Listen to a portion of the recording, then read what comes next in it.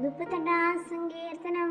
കർത്താവേ, അങ്ങയുടെ കോപത്തിൽ എന്നെ ശാസിക്കരുതേ, അങ്ങയുടെ ക്രോധത്തിൽ എന്നെ ശിക്ഷിക്കരുതേ. അങ്ങയുടെ അസ്ത്രങ്ങൾ എന്നിൽ ആഞ്ഞു തറച്ചിരിക്കുന്നു, അങ്ങയുടെ കരം എന്റെ മേൽ പതിച്ചിരിക്കുന്നു. അങ്ങയുടെ രോഷം മൂലം എന്റെ ശരീരത്തിൽ സ്വസ്ഥതയില്ല. എന്റെ പാപനിമിത്തം എന്റെ അസ്ഥികളിൽ ആരോഗ്യവുമില്ല.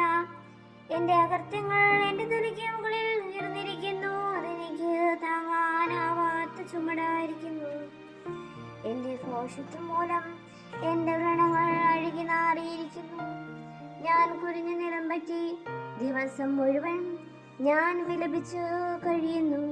എന്റെ അരക്കെട്ട് ജ്വരം കൊണ്ട് പൊള്ളുന്നു, എന്റെ ശരീരത്തിന് തീരെ സൗഖ്യമില്ല.